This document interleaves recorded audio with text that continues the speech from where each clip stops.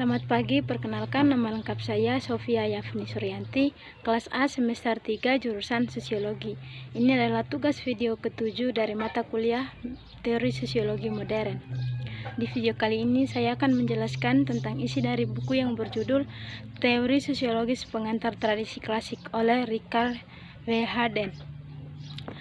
Nama kolektif untuk pemikiran sekelompok pemikir radikal di Prancis pertengahan abad ke-18 paling mudah dicirikan sebagai individualisme liberal. Pencerahan menekankan kepemilikan individu atas nalar kritis dan itu bertentangan dengan otoritas tradisional dalam masyarakat dan keutamaan agama dalam masalah pengetahuan.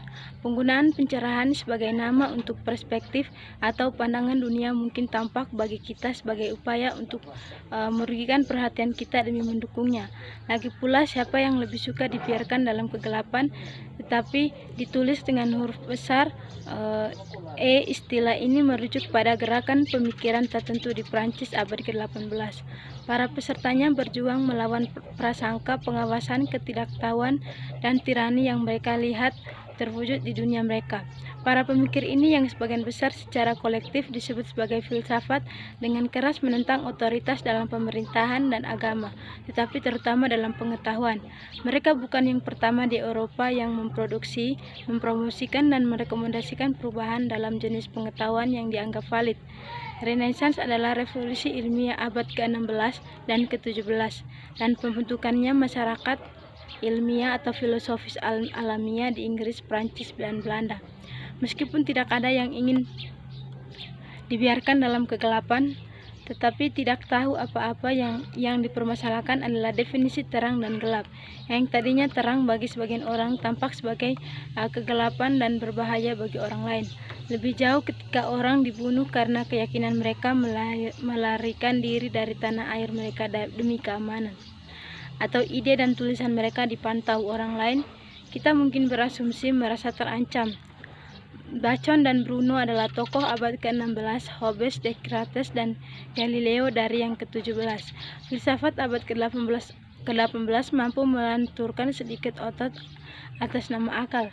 Alasan ditetapkan bertentangan dengan dua istilah lain. Di satu sisi untuk otoritas, setiap orang atau badan yang dianggap memegang kekuasaan tradisional yang sah atas keyakinan dan tindakan orang lain, dan di sisi lain pada wahyu, bentuk spesifik menurut gereja di mana pengetahuan dikatakan disampaikan kepada umat manusia, atau Tuhan gereja di mana pengetahuan dikatakan disampaikan kepada umat manusia. Tuhan menurut pandangan ini dikatakan mengungkapkan pengetahuan kepada manusia melalui gereja. Akal dan wahyu telah digunakan dalam pertempuran sebelum pencerahan. Namun dalam konteks abad ke-18, Prancis, pertempuran muncul sebagai tantangan politik utama bagi otoritas. Dengan kata lain, untuk merongrong otoritas gereja dan negara atas kehidupan sehari-hari rakyat biasa, para pemikir pencerahan mengusulkan bukan untuk mengangkat senjata dan menyerbu pusat-pusat kekuasaan sakral dan sekuler, tapi untuk menyerang dan mengkritik konsepsi pengetahuan. Yang paling penting dalam proyek politik atau intelektual ini adalah keyakinan bahwa setiap orang datang ke dunia dengan memiliki kemampuan nalar yang besar, jika diperbolehkan penggunaan penuh dan latihan fakultas ini, atau yaitu jika tidak ada kekuatan tirani yang mengganggu mereka pemikiran dan proses pengambilan keputusan. Mereka dapat berhasil menggunakan alasan ini untuk memutuskan secara memadai semua tindakan yang diperlukan untuk kehidupan sehari-hari, politik, sosial, moral, ekonomi, dan atau materi. Desakan pada kemampuan orang ini tentu saja merupakan kutukan bagi gereja dan negara.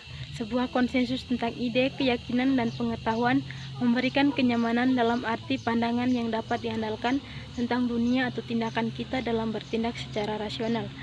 Jika hampir setiap orang, setidaknya dalam suatu bangsa atau masyarakat, memandang dunia dan sifat segala sesuatu di dalamnya dengan cara tertentu dan koheren, pandangan katakanlah gereja, maka setiap orang dapat mengandalkan harapan bahwa orang lain juga akan melihat dunia dengan cara yang bisa dikenali dan dikenal.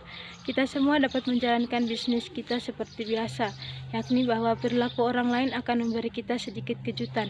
Namun jika pandangan dunia atau sekumpulan gagasan tertentu tampaknya dipaksakan kepada kita, dan jika jenis dunia ini ini dan posisi serta tindakan kita di dalamnya tidak sesuai dengan keinginan kita, tetapi menguntungkan mereka yang idenya dipaksakan kepada kita, maka konflik tentang ide dan kondisi mungkin saja terjadi.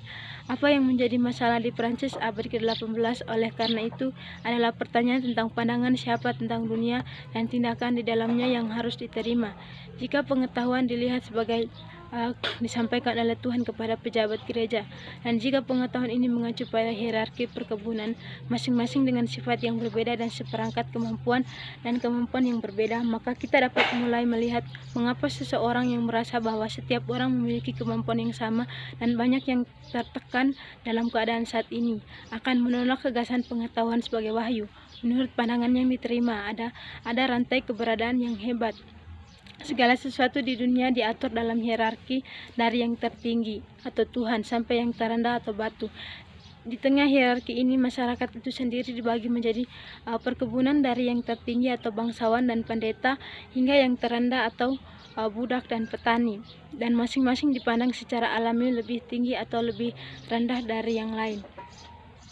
Ketika masyarakat itu sendiri berubah dari kondisi feodal abad pertengahan ini dan sebagai gagasan tentang kesetaraan manusia yang fundamental menjadi lebih populer, juga tampaknya kurang masuk akal atau aneh untuk menentang baik otoritas duniawi maupun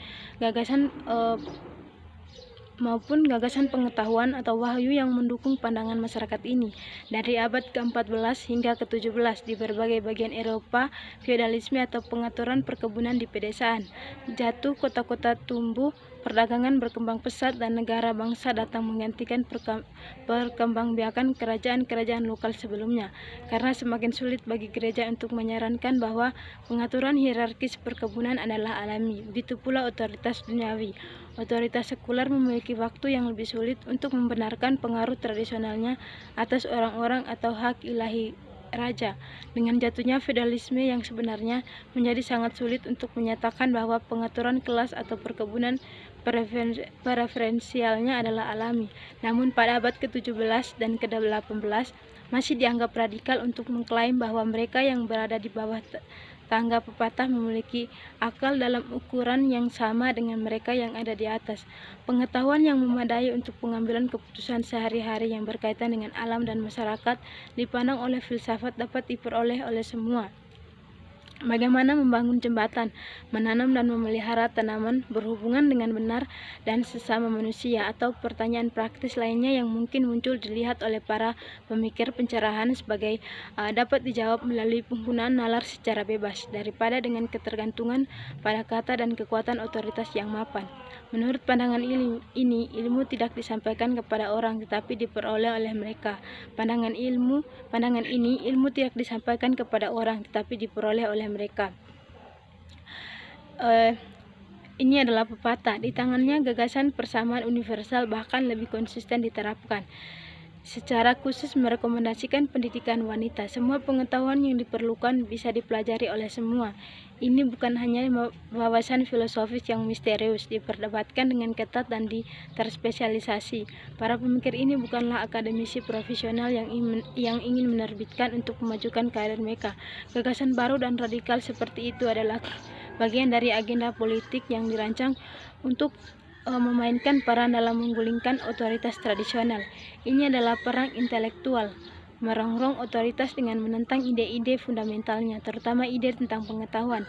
Setiap individu diperkirakan dapat menemukan sendiri apakah satu gagasan itu benar atau salah, memadai atau tidak berguna. Andai saja kita diizinkan menggunakan alasan kritis, bawaan kita sendiri, kita bisa mengetahuinya sendiri. Menjadi slogan pencerahan. Bagaimana ini dilakukan? Karena orang terbiasa mengandalkan kata-kata resmi negara dan gereja untuk diberitahu bagaimana dan apa yang harus dipikirkan. Selain penulisan beberapa kamus, pencapaian puncak filsafat disutradarai oleh Denis Diderot dan Jean Leron d'Alembert adalah kompilasi ensiklopedia, kumpulan pengetahuan teoritis dan praktis yang masih ada, atau diskusi pemikiran pencerahan. Berikut ini sangat berutang budi kepada filsafat pencerahan yang luar biasa. Untuk pengetahuan baru harus dibuat sedapat mungkin dapat diakses. Mereka yang dapat membaca atau meminta seseorang membacakan untuk mereka diundang untuk memanfaatkan sumber pengetahuan baru yang pada dasarnya dapat mereka periksa sendiri. Pengetahuan ini harus selengkap mungkin dan disajikan dalam urut abjad. Mereka tahu bahwa pengetahuan memiliki koneksi internalnya sendiri, tetapi untuk tujuan prestasi yang dapat diakses, urutan abjad sudah cukup. Jadi bagi filsafat, pengetahuan seperti akal itu sendiri adalah milik individu. Individu datang ke dunia dengan kemampuan nalar mereka dan bertindak sebagai individu melalui pengetahuan yang diperoleh dari penggunaan alasan ini. Oleh karena itu, karakterisasi filsafat pencerahan sebagai individualisme. Pengetahuan dilihat sebagai produksi independen dari alasan individu dan praktek atau tindakan terlihat mengikuti setelah perolehan pengetahuan tersebut. Pengetahuan harus bebas dari pengaruh otoritas atau prasangka dan kemudian diterapkan pada alam atau masyarakat. Akal manusia dipandang memiliki batasan tetapi tidak membutuhkan koreksi oleh iman. Kesadaran individu dipandang sebagai asal mula mutlak dari pengetahuan dan tindakan. Baik, sekian saja pemaparan materi atau isi dari buku ini. Mohon maaf jika banyak kekurangan dalam saya menjelaskan isi dari buku ini. Baik, sekian saja dari saya. Sekian dan terima kasih.